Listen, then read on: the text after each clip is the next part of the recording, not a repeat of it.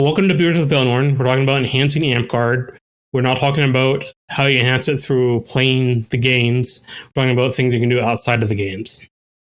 And we have Uriel, who's Octavian00, who's also a streamer and Amtgard player, joining us in the chat. And hopefully some other people will join us. The beer I'm drinking is, there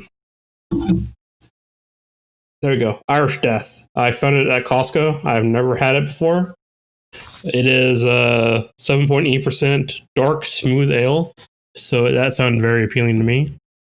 I started with Milwaukee's Best just to get a little buzz on. I only had a couple, so I don't. Let me finish this really quick.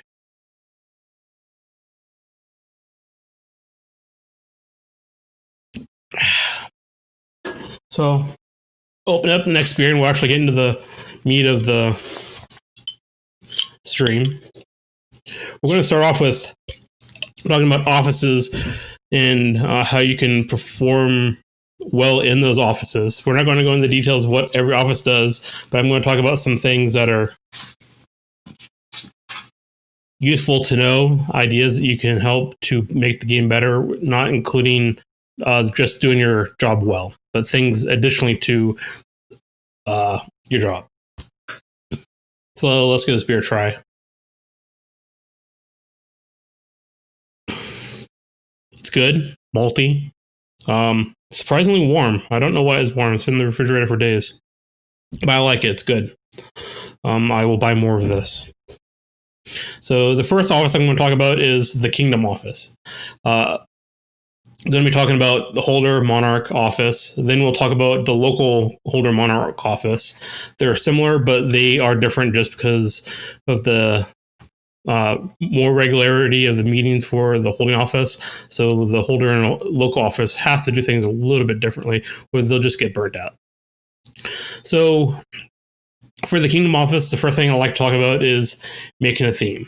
They're not necessary. I've had lots of monarchs in my time not have a theme, but if a monarch is able to pull off a theme, they're a really nice addition to the atmosphere of a game or of their reign. It's good to make it simple and easily co-optable at land level, so the land level can get involved with having the theme be at their own local park, so it feels more inclusive. So if you get too complicated with the theme, it might be hard for local land offices to co-opt the theme. So just kind of keep it easy to understand, easy to execute, and that is, I believe, the best approach if you want to have a theme. Every monarch is supposed to make a schedule. I don't think that's unique to my kingdom. But in my experience, you should make it easy to read, not overly cluttered. Try to limit the KLEs because the growth that happens in the kingdom happens at the local level, not the kingdom level. So if you have too many KLEs, it will be harder for the local level to retain and recruit. So it's important to keep that in mind when you make a schedule, and that will help develop your kingdom and the kind of reign that you want to have. Also, if you guys have any questions or any comments, please speak up. I've tried something new where there's this chat overlay, so people that watch us later on YouTube should be able to see the questions scroll up on the screen. I'll also read them out just in case. And then, like I said, try to limit the KLEs. Like when I was king, I made a point to only have one KLE a month, except for Month of the Crown where we had 2 KLEs as a requirement.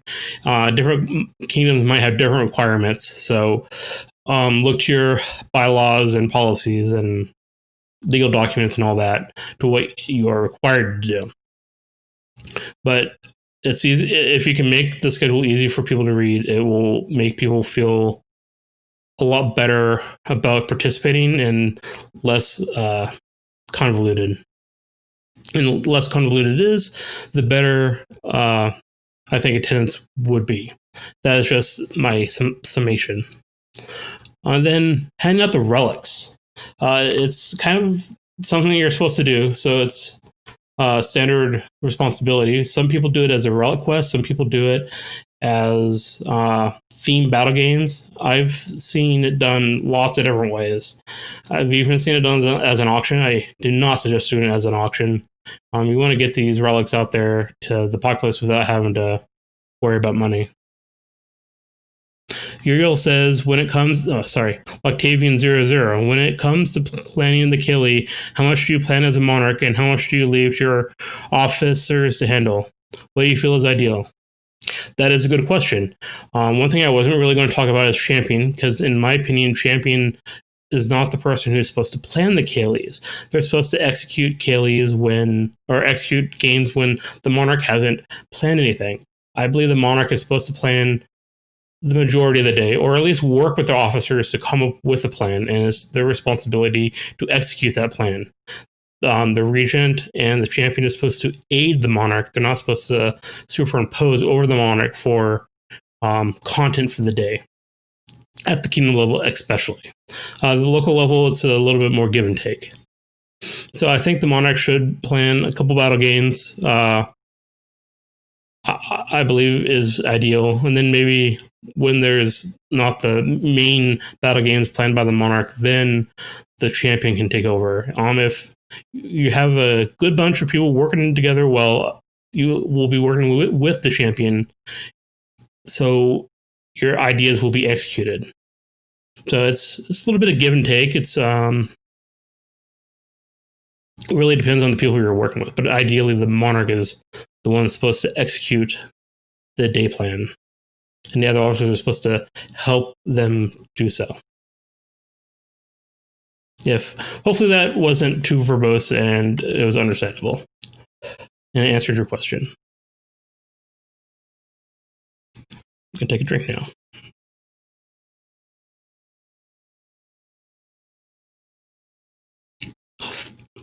Hopefully you're drinking along with me. If you're not, that's fine.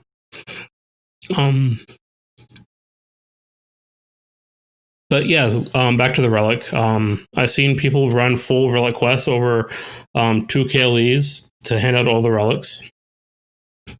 I've seen people run theme battle games, so it's kind of like a hybrid quest battle game, so there's a lot less roleplay and stuff like that. And I've also seen a themed tournament.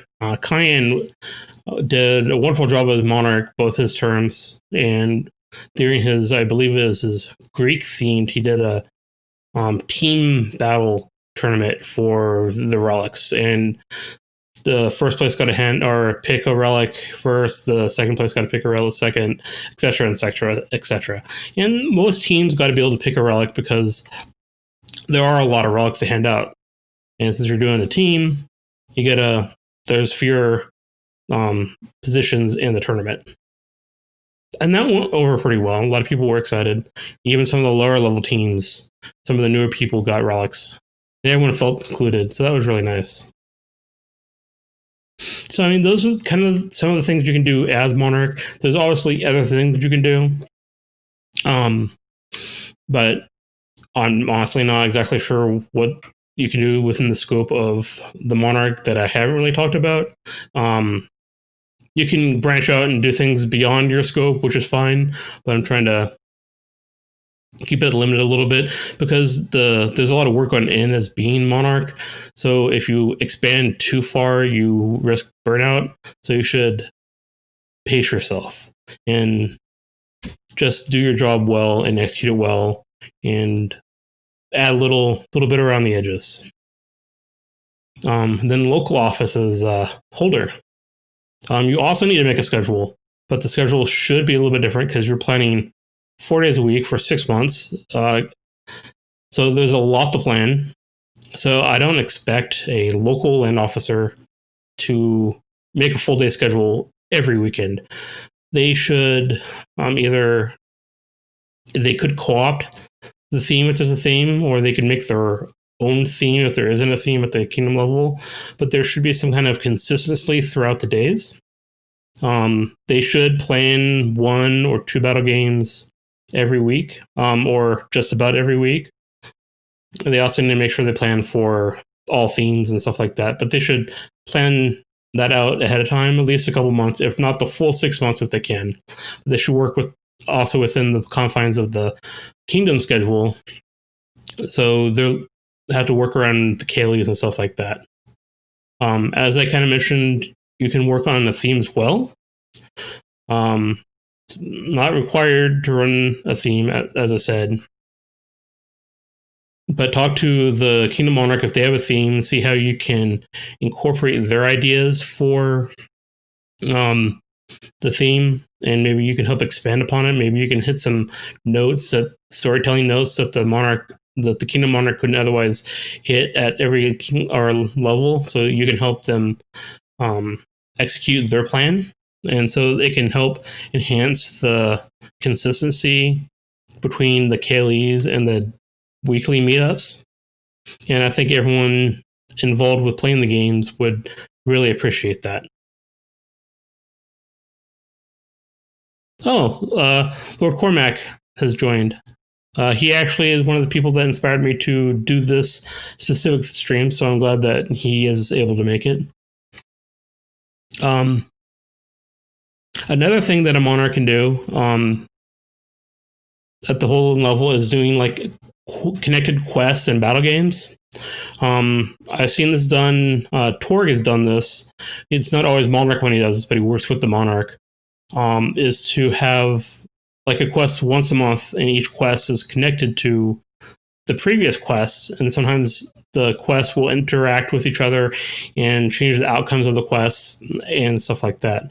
You can even do battle games that are like thematic themed. So one battle game might be a hold the point. You're like trying to start or fight off a bunch of barbarians, and if the barbarians win, the next battle game, like next month, could be along the storyline that you lost the keep, but you're fighting to regain the keep, or you're fighting to gain the territory, or something that connects the story from the other battle game. And connecting the story is very important. It's not too important about the actual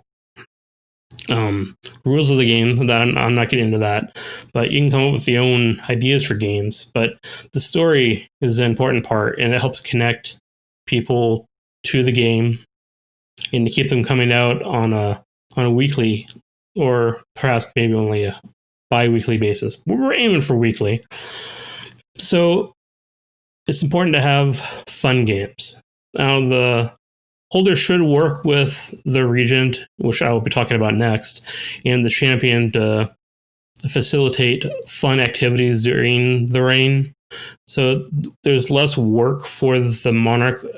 There's less like daily work for the monarch compared to the kingdom monarch, because they should have some of the work offloaded to the other officers, because doing it for 4 weekends a month for 6 months is a lot of work. So planning out every day for 4 days, or for 4, what?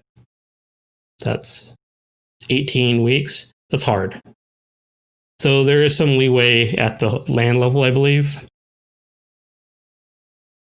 Cormac, are you drinking anything? I know you're a lover of beer.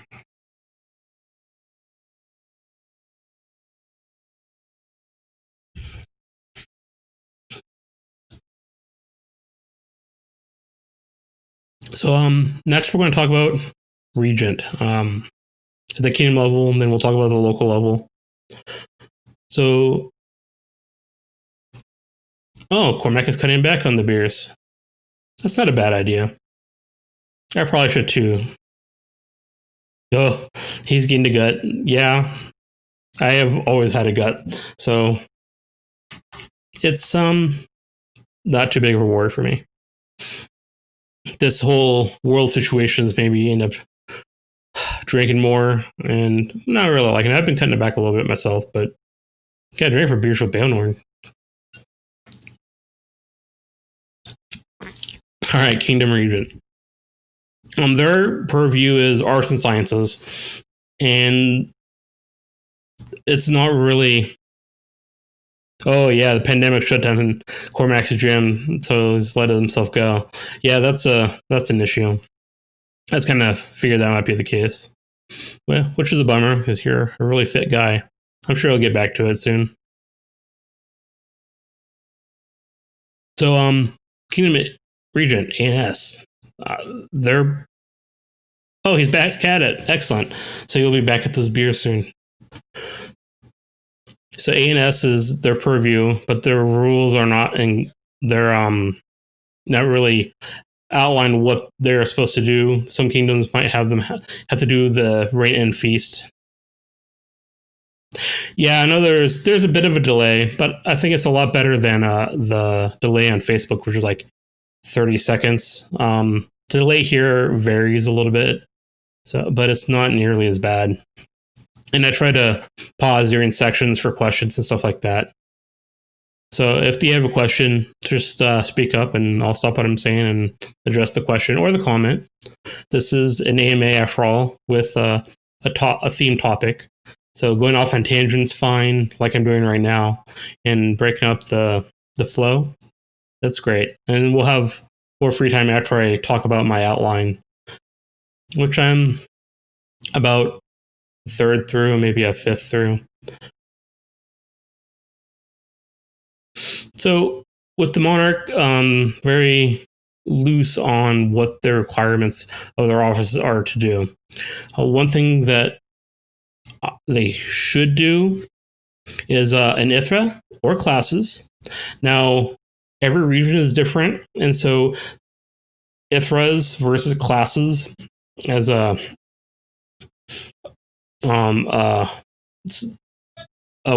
monthly thing is different for each different kingdom, I believe. But an ITHRA is basically a day dedicated to learning. So there'll be classes back to back, sometimes 2 different classes going on at the same time, or 3 even if it's a really big turnout or really big expected turnout. And for years, and many, many years, ITHRAs have been the standard way for regents and to help people learn and to bring out teachers. However, in our area, this is Blackspire, the Oregon area, a couple years before I became regent, the ITHRA was dying out. And I just decided that it wasn't worth having an ITHRA. They're just sparsely attended. Classes usually had 1-2 people, which isn't necessarily that's terrible. That's not very good for the amount of time and effort you put into doing an ITHRA. But it's great that those 1 or 2 people are getting to learn something. But I think that changing it to classes, so there's maybe 1 class that people want to learn on 1 KLE, and then another class on another KLE, and such like that, it allows for more varied content at a KLE, and it still gives people a chance to have classes, but it doesn't overwhelm people with a whole bunch of classes, and it doesn't waste a day of just classes when people aren't attending it. So it's really based on what your region expects and what their attendance actually is. And so far, we have done 1 ITHRA, and it was a collegium done by Sir Uriel, who is in the chat. And it went over pretty well. There was a lot of classes attended, so maybe ITHRAs in the region might have a resurgence. But we'll see. And then, going along with the teaching aspect, you should connect people with teachers. You should keep a list, either mental or physical or digital, of teachers for various different schools. And when someone is trying to learn something, you connect them with that teacher. I think that is a very useful tool, especially if you're not having an ITHRA. And if you're regent, you should keep that in your toolbox, because regent isn't so much about what you can teach, it's about what you can administer and help other people find teachers for. So you don't need to be an arts and science person to be a regent. You just have to be able to administer the resources appropriately. And then connected with the ITHRAs and the dying of the ITHRAs, I came up with the idea of doing contests. So when I was regent, I did theme contests every month. Now, it wasn't perfect, and I stuck to baking, cooking, confections, food type contests, which probably in hindsight wasn't the best idea. And if I was regent at Kingdom level again, I would change that. In fact, when I was regent at the Duchy level, I did change up what contests I did. But there was more people involved with my contest than when in the previous several ITHRAs that I had attended. And people that had not really done cooking were like, yeah, I'm really excited. I'm going to do this. I found that I did too many contests though. So you got to space them out. Every month might not always be the best option, especially if you're doing all like food oriented stuff. I mean, change it up a little bit here or there. So it's important to keep people involved with ANS at the kingdom level. And it's important to work with your regents at the local level too, which I'll talk about next because we're talking about local land level regents. Unless anyone has any questions for kingdom regent stuff that could help enhance Amtgard or comments. Yay, delay! Octavian said, how do you feel the kingdom regent can best aid the local regents? And then he said, oh, delay. Because that's what I'm going into next. But that's why I take breaks here and there, and also to drink my beer.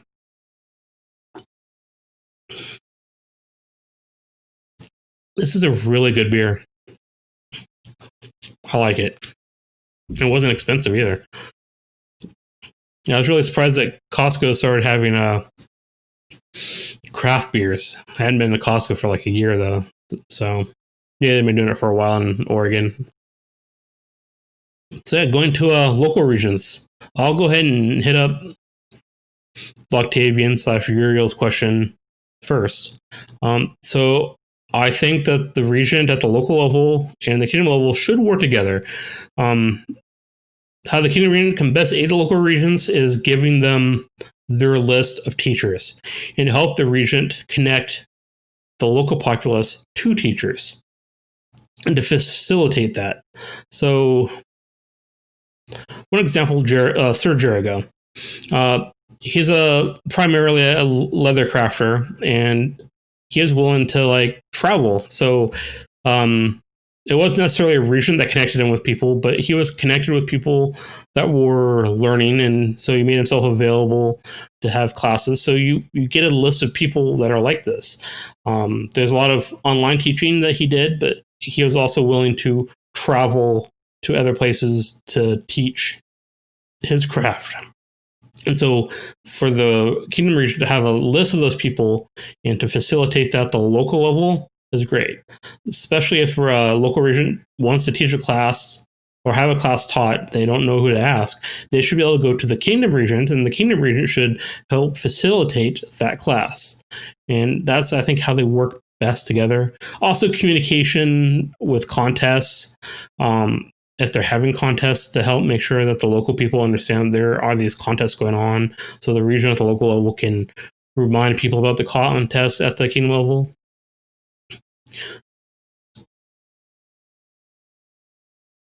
So classes at the local level orchestrated by the regent. I don't recommend an ITHRA day, although if people are really into that, they can do that. I think they should gather information about what classes people want and provide those classes. But there shouldn't be we're going to have this class this week because I say so. They should make sure there's local interest and then, really hype up that interest, give it time to mature and for people to plan to be there for that day. And so it's a little bit different than planning classes at the king level because there's so many different more weeks for the local regent to have to do the classes. If they're able to have an ANS night, Silver Moon, the duchy where I'm from in Salem, Oregon, we have a place where we can have arts and science nights. So we're lucky in that regard. Not every park is able to have that, but having ANS nights is a fun thing to be able to do. I recommend doing them more monthly to maximize attendance and interest. You can do them weekly if you really want to, or bi-weekly. But I found that doing them on a monthly basis garners more interest in them because people are planning ahead because it's a special event. And if you do have this ANS night in place, this is the perfect place to do ANS classes because you have an indoor setting. It's not taken away from the battle games, and people are there to learn. And so it's just a better environment to do classes. So if you are organizing classes and you have a place to do an ANS night, then you should do so. Sploo, thanks for joining us. Amtgard doesn't have enough quarterly events. That's true. We don't really plan quarterly. That is a good idea. I hadn't really thought along those lines because we do weekly, we do monthly, and we do or every 6 months, but we don't do quarterly. I'll have to contemplate that some. That actually might be a good way to organize, especially local events.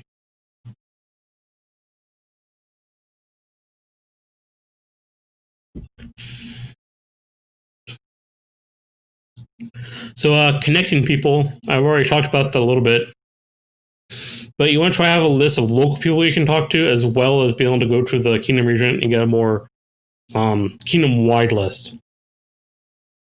If you're lucky enough to know people outside of your kingdom, that's a bonus. So you don't have to necessarily go to the region.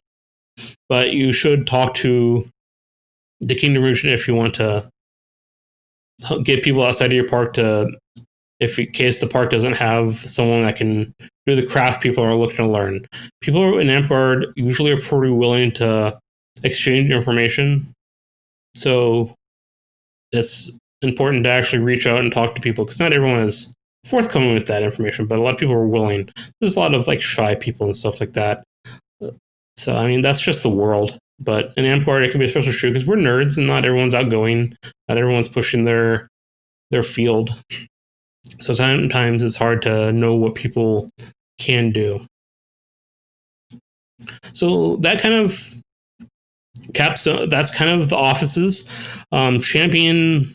I didn't really create a section for champion because they're basically their weapons checkers, and the special work with the Guildmaster of Reeds to check weapons, and plane safety. And their job is to make or to run games when the Monarch hasn't planned anything.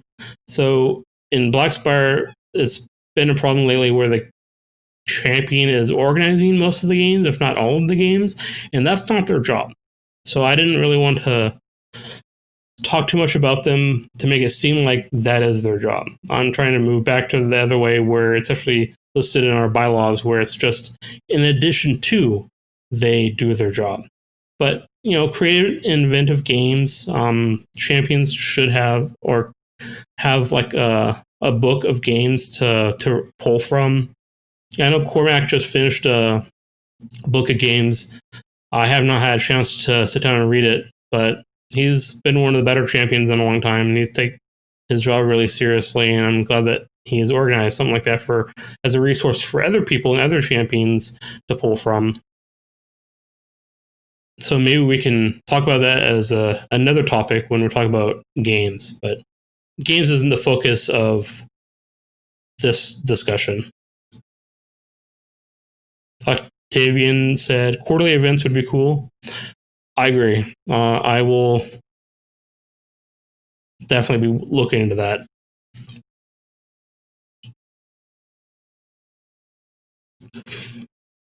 So we've talked a little bit about what you can do in Office to try to enhance the game.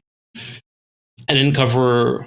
I probably missed some ideas that other people have, and I'd love to hear about other people's ideas or takes on what you can do in Office to enhance the game, other than doing your job and doing it well.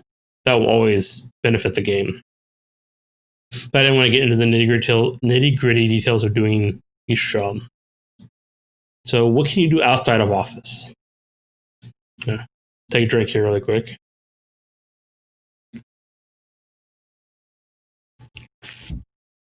So for KLA or local meetups, basically meetups at your park, one of the biggest things to enhance the game, and the hardest thing to get people to do, is to show up on time.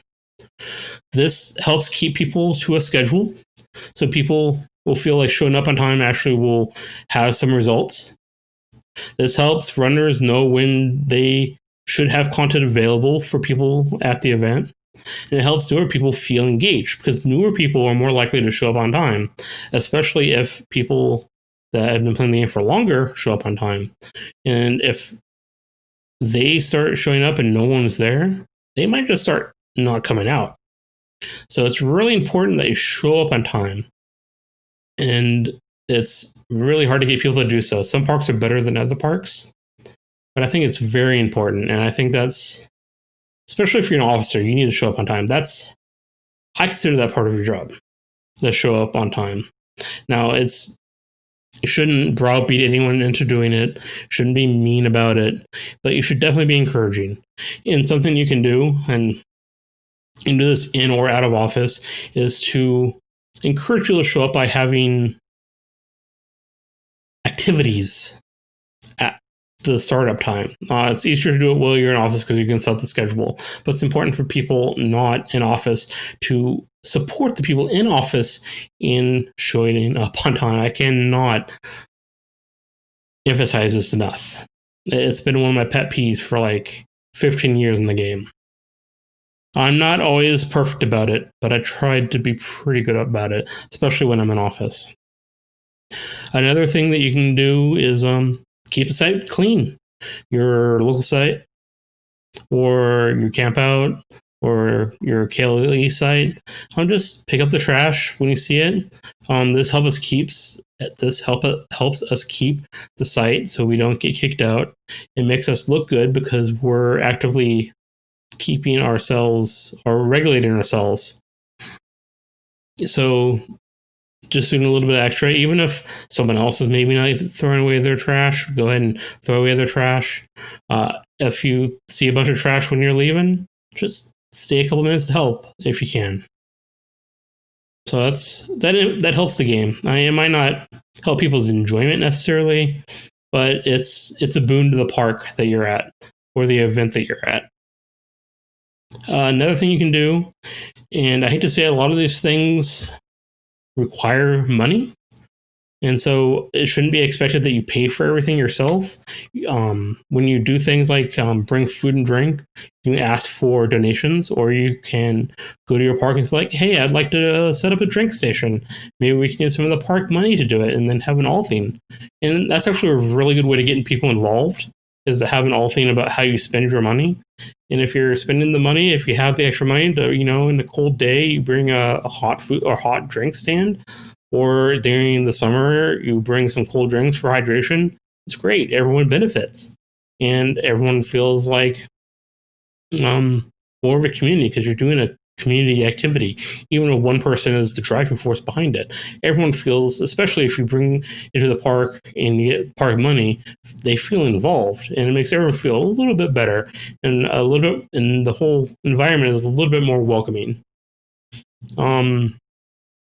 Sometimes maybe you can bring the occasional snack if you can afford it, or you can even run a feast. I know in Dusk Hollow, Old Man Lee, and his household, which I do not recall the name of right now, brings random feasts. So every 2 months, they'll bring some food out for people, and he really enjoys it, and everyone there appreciates it.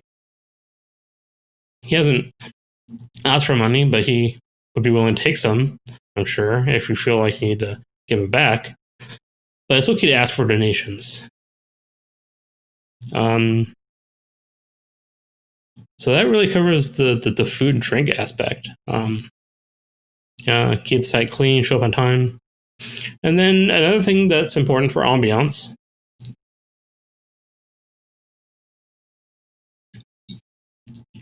is props. I know Silver Moon tried to try and hype up their props, so that makes their park look more festive. You can bring things that dress up the park, like banners. Hang up the banners so it looks like it's a little medieval. Or you can bring tablecloths so you're not just looking at the standard picnic table that's could be kind of dirty or old or ratty. But also, you could make your own chairs, thrones, if you will, and you can bring those out and you can sit in them, so it looks more festive. And then on top of like just ambiance stuff for outside of games, you could donate flags for capture the flag that look really nice, or maybe if they need coins or ping pong balls or basically stuff to make games feel more interactive. You can work with the champion and the monarch to try and organize this. You can donate them yourselves. You could say like maybe go to the all thing and try to ask money for these items and then bring them, and then there'd be the park's property. But bringing stuff to make the games more immersive is very useful, and that helps enhance the game overall. So moving on to campouts.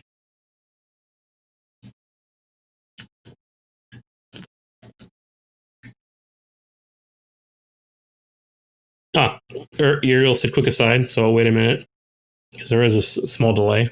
Let's take another drink.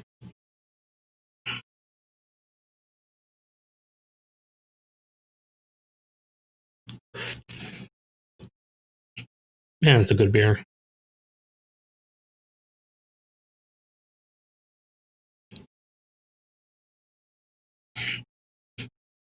Doing immersion things this is Uriel or Loctavian. Doing immersive things gets people to slowly do more what you want to see.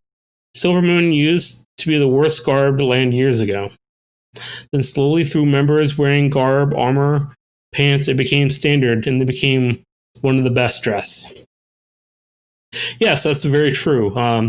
This is a perfect example of leading by example. If you want to change the park, then be the force to do so. I mean, if you're unwilling to do it, then other people are going to be unwilling to do it.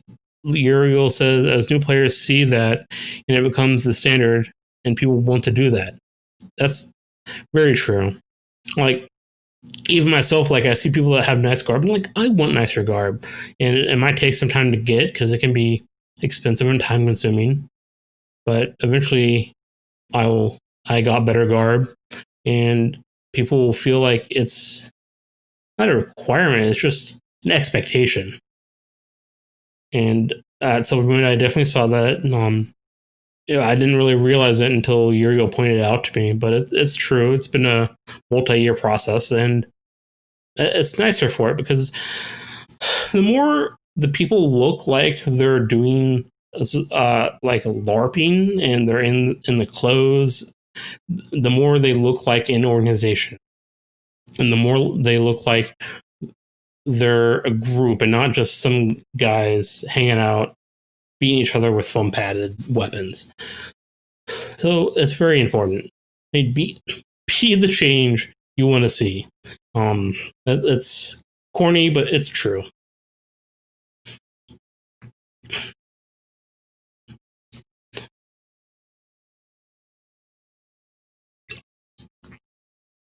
So campouts. Lord Cormac. So I've had an idea to make some sort of kingdom-wide territory and resource wargame that would last for an entire reign to encourage players to raid and quest more. It's not a bad thought. I've had similar ideas, and some monarchs would welcome that and work with you on that. It's hard to do that without the support of the kingdom, but it can definitely be done. It really depends on the amount of engagement you have and kind of your connections at the different levels, but it would be a fun idea for sure. I mean, you have to plan it out so you don't oversaturate people so they get burnt out fast. That'd be my one concern. So you do working at the Kaylee and then doing maybe one day a month outside of the Kaylee, then that could work. Cormac said the kingdom gave me lots of pushback during the Waxing Moon Empire, the monarchy. Yes, well, that was a weird thing to begin with because the Waxing Moon Empire was just kind of started by someone and not really supported by the kingdom, and they just kind of went with it. And so the kingdom wasn't very, or the monarch wasn't very. I don't know if they were happy or not, but they just kind of got pushed into doing this scenario, so they engaged with it. But I can understand why they wouldn't want to fully go in and co-op with you. But it really depends on the people in charge. But it's important to try and get that. Octavian said, Loctavian, I think a resource game like that would be great if augmented with some online parts. So battle and raid, but also stuff to encourage online participation. Yeah, that'd be really good. Especially in Blackspire, now that we have the Blackspire Discord, you could run side like online stuff where you could organize and do some of the logistics online through the Discord server. Have your own channel and keep that organized. That'd be a good hybrid solution. So, I mean, there's definitely things you can do for sure. And I think it's a good idea that you should pursue. And I'd be willing to talk with you about it later or more on the stream if you'd like, and help you with that, and let you take lead on that, obviously. Give you some of my own personal experiences to help you shape that idea and execute the idea, if you'd like. Because it would be pretty fun. I've had similar thoughts in the past, but I've been lucky enough to be... Oh, thank you. Yeah, just contact me about that and we can talk about that. I've worked on some of that with my own Shattered Kingdoms stuff. I thought about doing it in the Dusty level, and I think I've asked you to help me with that a little bit with quest line that I was going to work on, but kind of got shelved for the time being. But doing that at the kingdom level would be really good and involving the whole kingdom. So I'd like to see that. And it'd be, I don't know about kingdoms outside of the Northwest doing that, but I'm sure it's been done. So if we reached out, we might be able to get some already played examples to build from. Cormac said, I found rules on the wiki for Amtrisk, which I think is a little too complicated, but is in the ballpark of what I want. I don't think I've heard of that. I'll look that up. If you can send me the link, that'd be great, and I would read up on that. Otherwise, I'll find it on the wiki myself.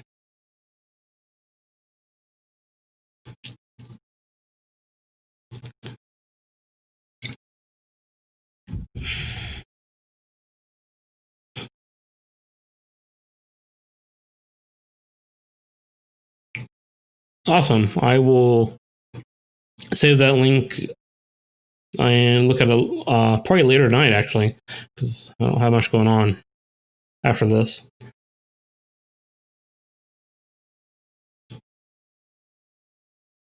So yeah, campouts. What you can do at campouts. Biggest, easiest thing to do, volunteer. I mean, I'm not talking about running the campout, which you could do. That enhances Amtgard. Or being one of the main prats. That's also enhancing Amtgard. But I'm talking about just taking a couple hours out of your weekend to maybe run gate or work at gate. Or maybe just, clean up where you see you need to clean up. If you see a trash bag that needs emptying, or trash can that needs emptying, you take out the trash bag and refill the can with the trash bag. Volunteer for reaving if you're decent at reaving. You know the rulebook. If you can call shots, you can do a tournament reave. I'm terrible at being a tournament reave, but I can be a battle game reave because I got a grasp on the general ideas of the game. To a lesser extent, offer your services in the kitchen. Those are limited spots, and each feast person has their own take on how they want to have helpers. They're usually pretty open to having servers. Volunteer to run errands, because sometimes you need a a Krat needs someone to just be a gopher and run messages or run like bring something to someone where they don't have necessarily the time to do it themselves. So that's also very useful. You don't have to dedicate like a whole weekend. That's ridiculous. But a couple hours here and there if you want to help the game run a little bit smoother, it's very much appreciated. If you're looking for awards, you may get awards, but you shouldn't do it for the awards. You shouldn't expect awards. But if that's a motivating factor, then sure. Then take a drink if there's any questions about volunteerism at the lower levels.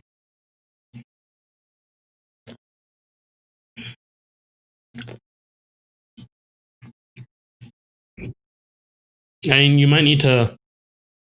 I guess I'll do a little bit more about volunteerism. So, you might need to figure out who to volunteer to. You don't just go to Autocrat and it's like, where do you send me?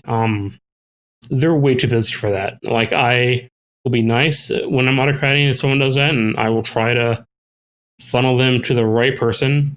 But what you should talk to is the subcrats, or the subcrats helpers. You could, for Gate, for example, there's usually a sign up sheet for Gate. So you don't go to the Gatecrat, you go to Gate itself when they're not busy. Like, hey, is there an open spot? I'd like to volunteer. Or if you want to volunteer for the kitchen stuff, you kind of see if they're too busy or not. You don't just jump into the kitchen like, hey, I want to help. Some feast crafts might be okay with that, but usually that's just you getting in the way. So it's important to engage when the best time is to ask. The best time to ask is maybe a week or two before the event.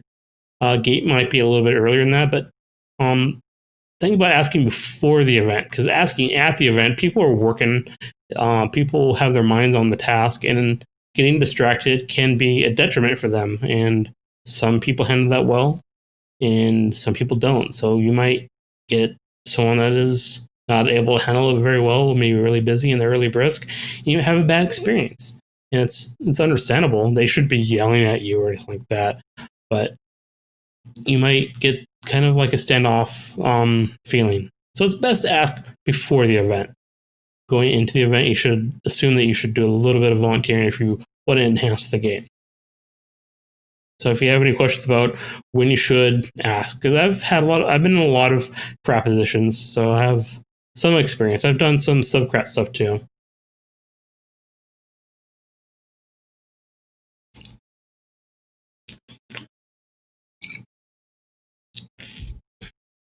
All right, so moving on from volunteerism, ambiance at a campout. So setting up your site. Once you set up your tent, you can set up banners, flags. You shouldn't set up just roadblocks and set up your area. If you're doing that, I mean, it's fine at some events maybe, but you should, like, if you're setting up walls or tarps to keep people out or shelter your camp, try to make them look like walls. Maybe canvas that have been shaped like walls or painted like walls, so it looks like it's more medieval fantasy, something a little bit more in theme. Something I have almost never seen is fancy tents, like homemade pavilions and stuff like that. I've seen them very rarely, but if you're really into it, and Amtgard is pretty low income investment and they're kind of expensive, so I understand that.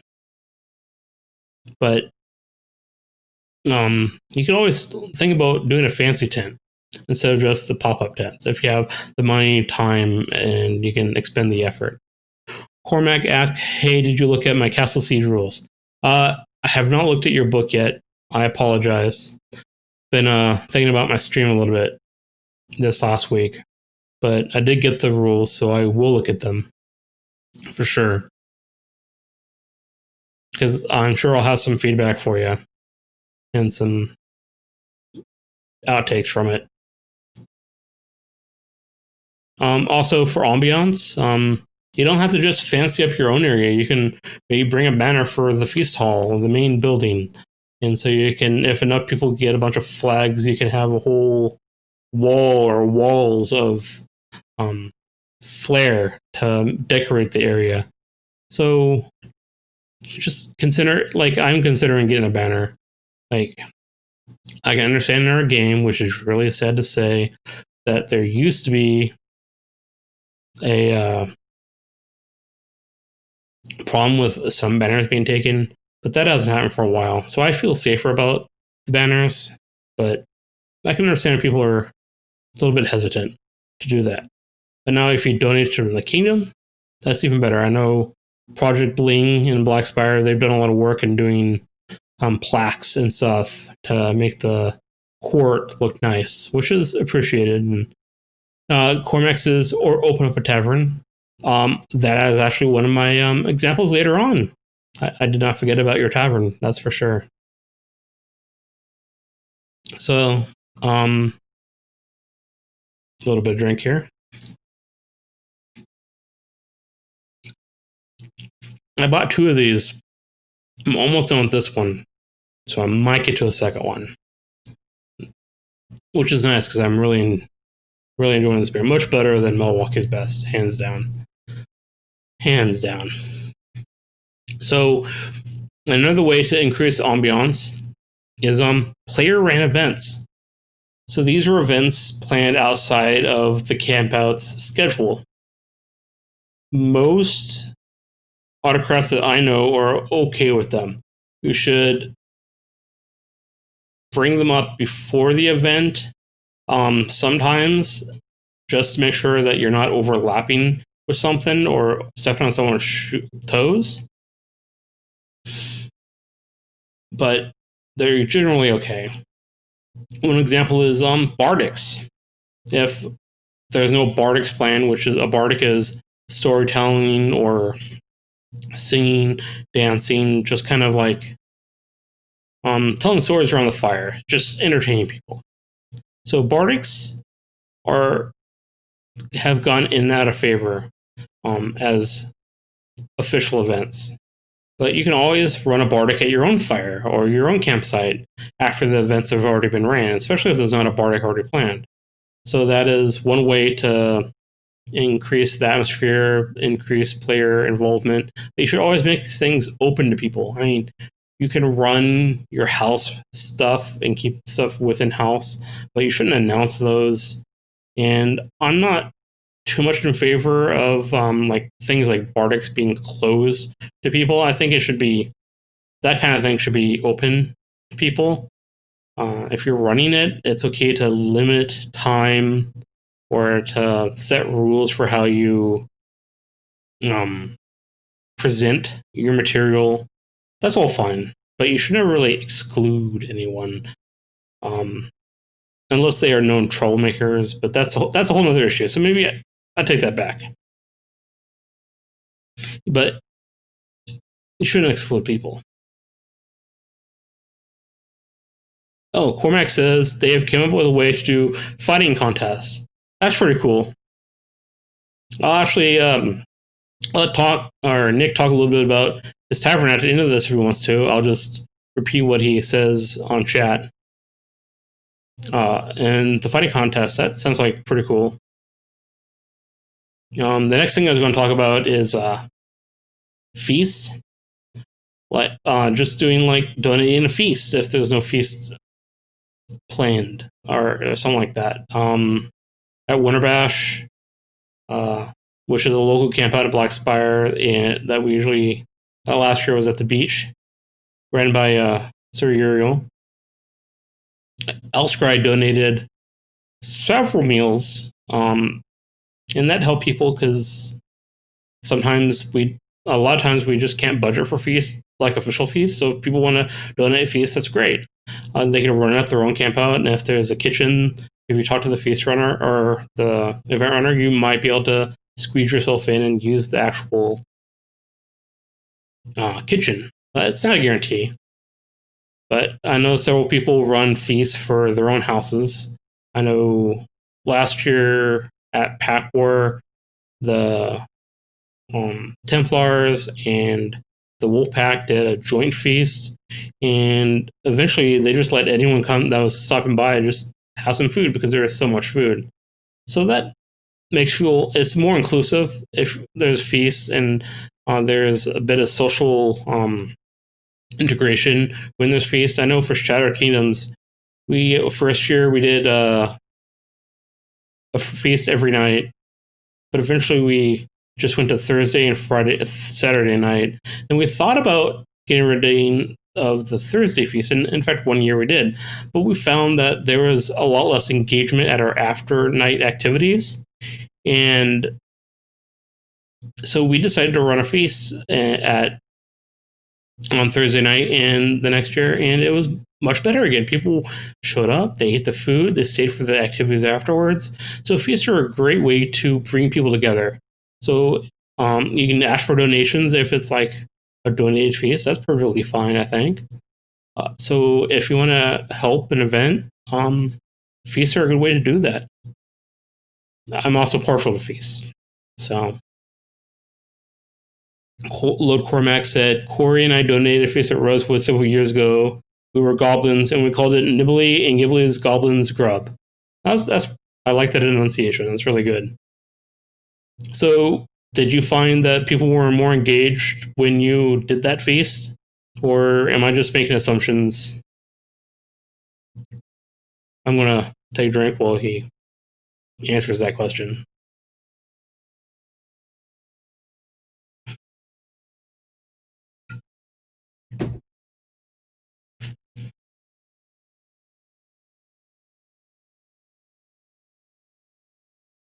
Oh, nice. He said, yes, we were in character as we served. That's I didn't really bring that up, but Amtgard is a LARP, so staying in character sometimes is fun for everyone, especially if you're doing an activity like serving the food. If you're saying it's a goblin feast and you're pretending to be goblins, then yeah, sure, why not? I mean, that only adds to the atmosphere. I mean, some people in Amtgard are passive LARPers. I'm one of them. Don't really LARP, but I really appreciate when people put the effort into LARPing, into playing a character, because I know it adds to the game and the overall atmosphere, and I'm happy that people do that. The next thing I was going to talk about is games. I was conflicted. Like, I don't like the idea of officially sanctioned drinking games at an event. However, if private individuals or companies decide to host drinking games, that's fine. They have to be careful with making sure people that are participating are 21 and over. If they want to let people that are under 21 and over participate, they have to make sure that they are not drinking. I know in the past they've done substitute drinkers, so they have someone else do the drinks for them. But there are also non-drinking games, and it's kind of hard to think about them, but they do exist. Just Amtgard is big drinking culture. Octavian says, I agree. I love the tavern and other things people do, but I hate taking time away from other events to host any beer pong tournaments. Exactly. Earl and I have had conversations about this, and I wholeheartedly agree that there shouldn't be official drinking games because if that's just content, it's gated content. You should not gate content. Official content should not be gated behind your age, other than our already previous rules based on what age you should be to play. Acid Ape, what are you watching? So this is just some video that I took at our LARP Amtgard. It's various places in the Northwest. It's mostly, actually, I think it's all just fighting. And the current video right now is at Almsville outside of Salem, where they're playing a game called Ditch, where it's two different teams fighting each other, and the winning team loses a person to the other team. So I just usually throw on some Amtgard based background for when I'm talking about Amtgard stuff. And if you have any questions about Amtgard, unless you are an Amtgarder and I just don't know your name, I apologize. Yeah, just ask away and I'll answer anything you have. Anyone else in chat will answer any questions you have too. Cormac says, yes, the tavern is intended to be all-inclusive, so although I serve alcohol, make sure there is something for everyone to enjoy. Yes, you do, which is important. Northwest is in United States, in Oregon and Washington, the Northwest, Pacific Northwest. Amtgard is mostly Canadian and American LARP, so it's mostly North America. We had a group in Romania, but I don't know if they still play. We had a group in not Romania, Croatia, and we have a group in Seoul, Korea that played, and I know there's groups sometimes in Japan at near U.S. bases, U.S. Army bases, because usually U.S. soldiers, but sometimes get locals to play. Oh, I didn't know there was a kingdom in Antarctica, but that's funny. So that's about it for games. But there are non-drinking games that people can play. I know Sir Brynjar got permission to do a knife throwing game. There's safety measures set up, and I don't remember if there is consent waiver signed or not, but it was basically approved, and you could do. No, it was axe throwing. Sorry. So that's a game, but you should definitely get runner's approval for that because there's liabilities connected with that. But there are definitely non-drinking games you can do to include people, and that's a good tie-in to a Cormac's Tavern, which was going to be an example I had. Yeah, so basically, he and I think last time it was Pyro. Oh, I've been LARPing since I was 16, so about 21 years this summer. Yeah, since I'm 37 now, I've mostly just played Amtgard, but I've also played Belagarth, which is I think it's just the United States.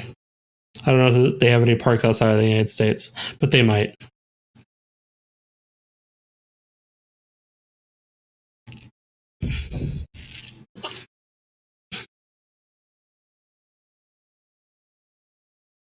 So Cormac's Tavern and Pyro helps him. I'm not sure if he has any other helpers financially, which I was getting at. He finances a bunch of beer and liquor, and sometimes it's donated, and they give it out to people based off donations.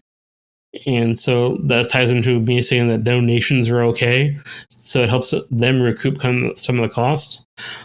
But Cormac also provides entertainment by having medieval / fantasy music playing. Sometimes he even gets up on a table, dances, and sings himself. He runs impromptu bardics at the tavern. He also provides non-alcoholic games at the tavern to keep people entertained. So it's really for all ages. And it's been very successful. I'm not sure the first time he did it, but it's been the last couple of years. He did it. I think he did it at Shadow Kingdoms last year. He's done it at Pack War, I think the last 2 years. Please correct me if I'm wrong. Winter Bash 2019. That was the first time. Okay. So then it's 2019. Did you do so you started in 2019 at Winter Bash. Then I think you did Shattered Kingdoms 2019 and Pack War 2019 and Winter Bash 2020. And I think they've all been successful. I don't necessarily mean financially because I don't think you gauge your success based on finances. So yeah, Shattered Kingdoms, Pack War, then Winter Bash 2020. Yeah. Which one do you think was the most successful for you, Cormac?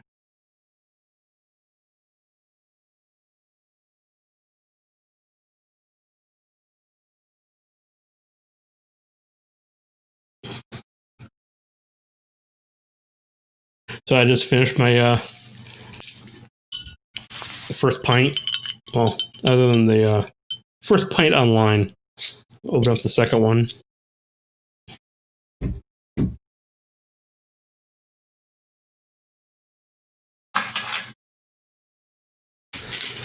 Maybe the delay was a little bit worse than I thought. So I know at the Pack War 2020 or 2019, sorry, that was my 20th anniversary, and I made a point to get a keg for my 20th anniversary. I had a lot of problems with the keg. First one that I got was a Paulaner Hefeweizen from Bavaria. Had the wrong tap, had to take it back, so the first night didn't have any beer.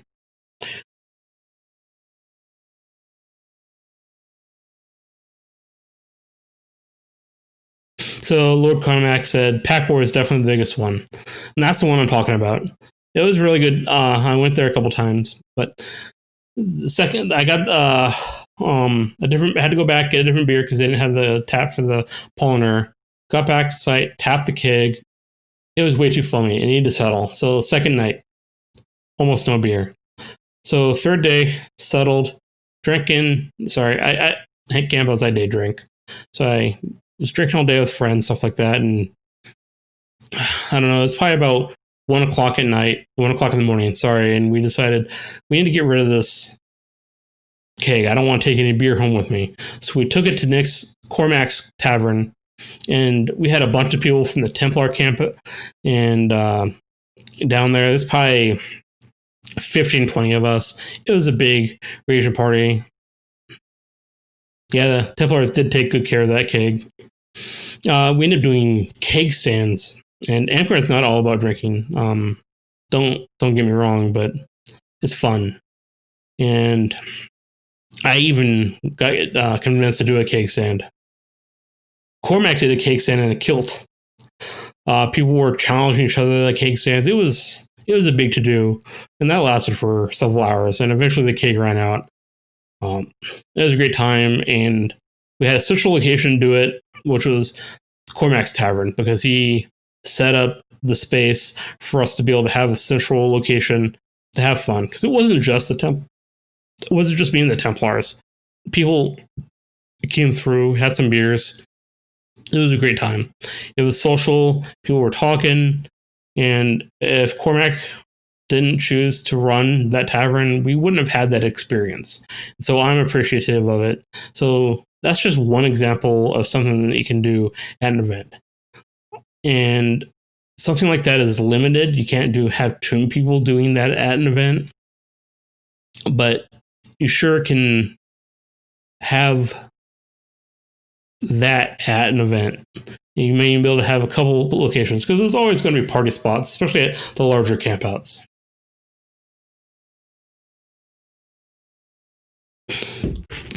That's pretty much covers everything I was going to talk about at campouts. We're almost done here, but I was going to talk a little about what we can do personally to enhance the game. And some people might say I've done this whole entire thing backwards, but I wanted to get the big stuff out of the way to talk about what you can do personally. And this stuff does cost money in most cases. Most enhancing Amtgard will cost money, either kingdoms, holdings, or your own personal money. That's not necessarily always the case, but a lot of these things will, and I apologize for that. But material things that you can see are kind of the key for creating ambiance and enhancing Amtgard and making it feel more immersive and more like a LARP, and not just some people hitting each other with foam weapons and shouting spells. So, personal things you can do. First is garb. Garb is very important.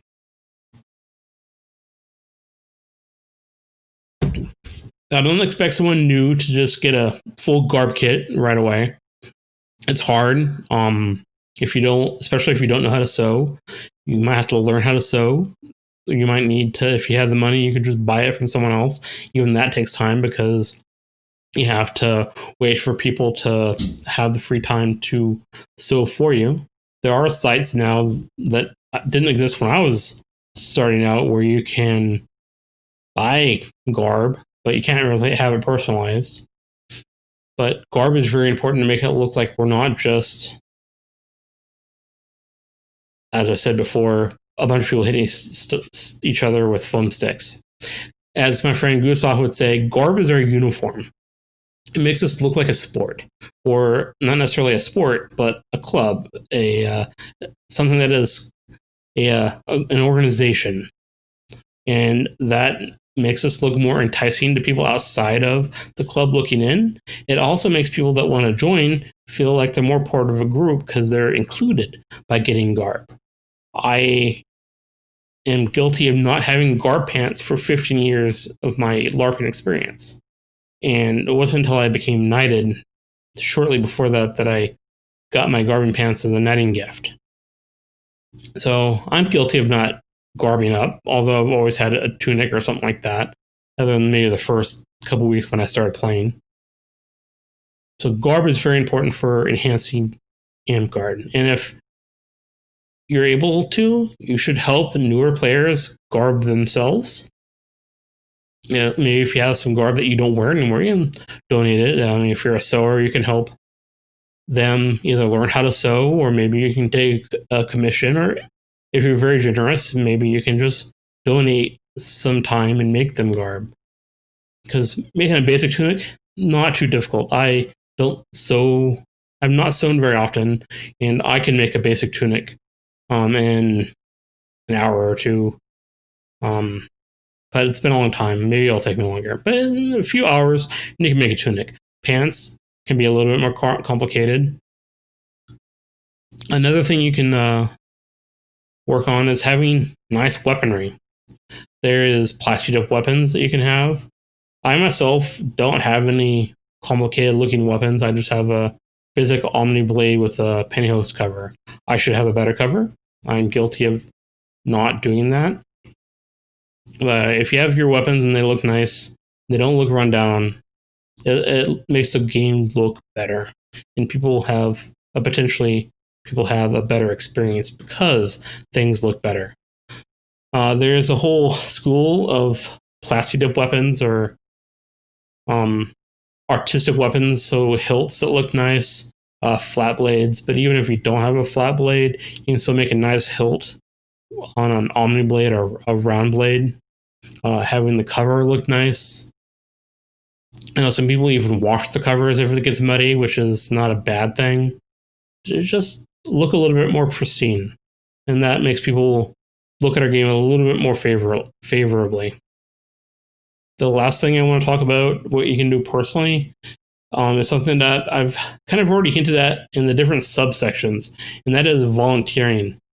Our game, Amtgard, is run solely on volunteers. No one gets paid to do anything unless they're getting paid as a personal transaction, or maybe getting paid to make gate favors or something like that. But for running the events, running the organization, it's all volunteer. Cleaning up, it's all volunteer. No one's paid to clean up a site. So taking the time to volunteer is a very good thing that I encourage everyone to do. I spent a lot of my Amtgard career volunteering, and I spent more time volunteering than is necessary for anyone that wants to help the game. So I don't expect people to dedicate I don't expect people to dedicate their lives or anything like that. I haven't dedicated my life, but I've dedicated a lot of time. Some people have dedicated their lives.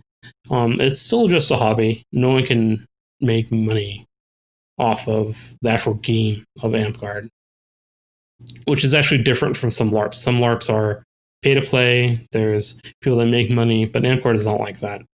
So we run off our volunteers. So if you're just cleaning up, that's great. We need people to clean up. If you're volunteer to run games, that's needed too.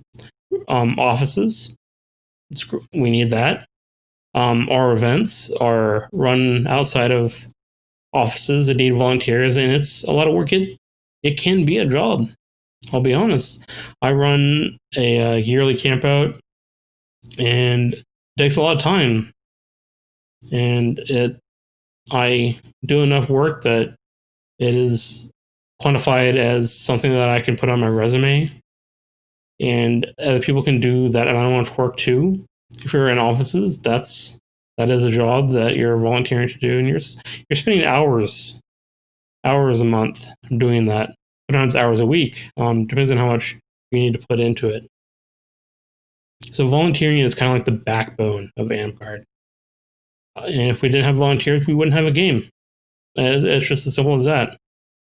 So that is something that is very serious that you can do on the personal level to enhance the game of Amtgard.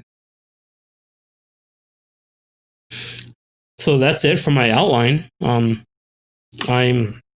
happy to take questions, comments. We had a good discussion going through this whole video, and I really appreciate that. So I'm going to take drinks, see if anyone has anything else to talk about.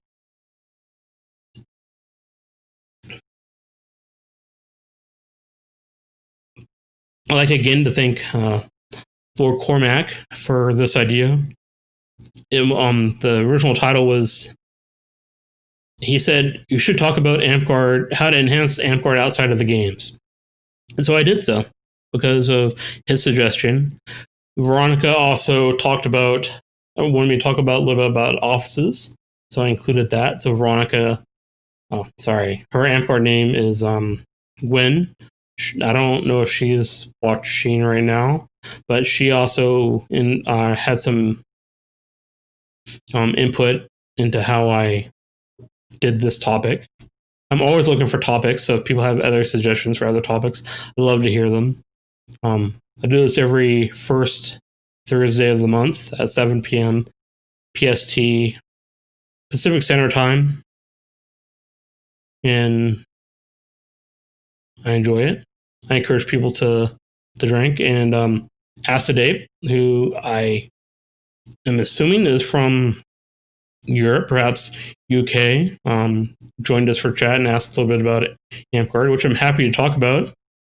And I'm glad they stumbled upon this chat.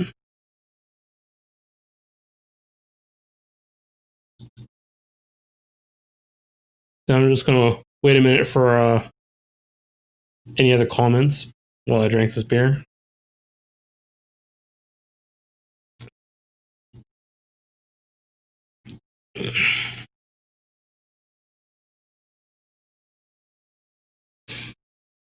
I'd also like to add, I run a blog. It's www.baelnorn.com, which is BAELNORN.com. I do monthly or weekly blog articles. I don't necessarily do it every week as of this current world situation.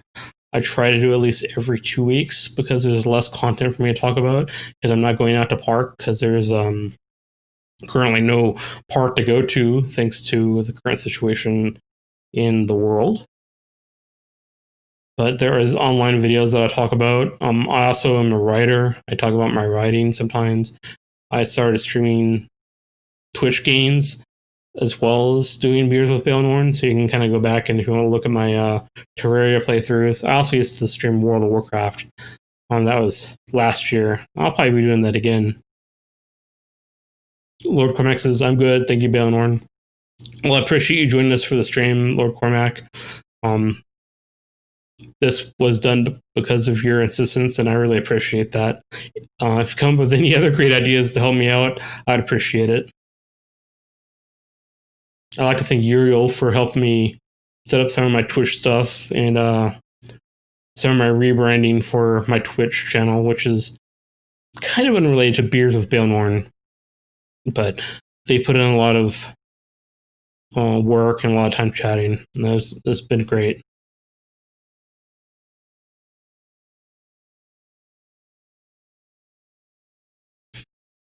So I'm not sure what I'll be talking about next Beers with Baelnorn, but I will come up with something, I think. As I said, I'm willing to take ideas. It doesn't necessarily have to be Amtgard, but if it just be generic LARP related, that would be fine too.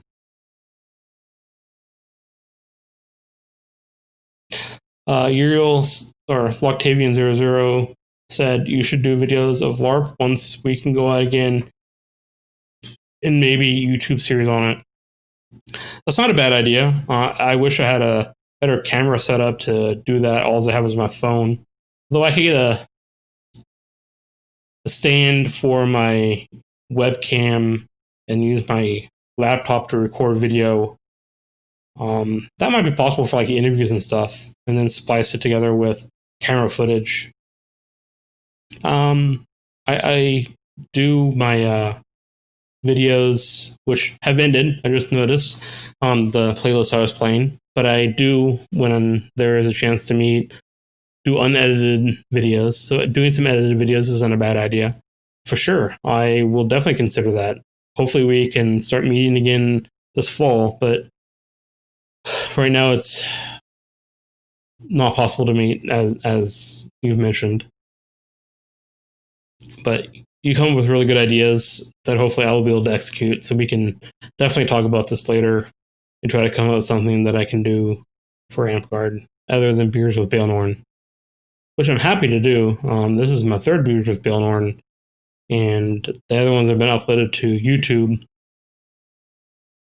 and it's been great. I've been enthusiastic. It's been pushing me forward, propelling me forward in my streaming.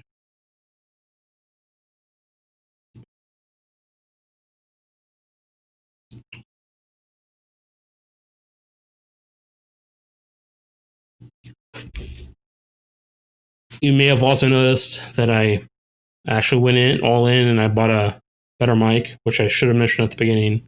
Bought a better webcam, and I've changed my channel a little bit.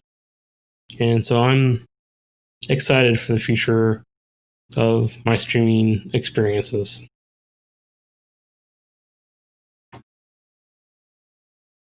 So I'm going to wait a few minutes in case there's another comment or a suggestion, and then I will probably close out for the night. It's been an hour and 25 minutes so far. So a pretty good stream. I noticed that my streams go for so far about an hour and 15 minutes, hour and a half. I wasn't sure how long this was going to go. I've been thinking about this stream for nearly a month because I got the idea shortly after doing this last stream. But I'll be honest, I didn't sit down and actually do the outline till today, but which is not normal for me. Usually I plan these things out, but it went pretty well. I said everything that I could think of, and I'm sure I missed some ideas. And I invite people to comment in the YouTube section any ideas they might have about enhancing the game of Amtgard. And we could have a discussion on YouTube, and I would appreciate that. I always try to respond to YouTube comments. I'm pretty active on checking my social media, except for my Twitter. I'm pretty bad on Twitter.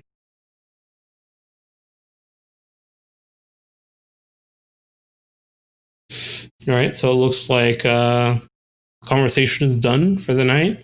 Thank you for watching Beers with Baelnorn. Hopefully you had a good night. Hopefully this was informative. As I said, if you have any questions, please comment in the YouTube section, or you can, if you know me, directly message me on Facebook. I also have a Facebook page for Baelnorn, so BAELNORN on Facebook. You can message me there on my fan page, and I'll be happy to talk with anyone. And Lord Cormac, good night to you. Uriel, good night to you. And the other person who is watching this chat. Oh, there's actually several people watching this chat that just said and talk. And I appreciate all of you for taking the time to listen to me ramble and expand or expel my knowledge. And I will see you next month.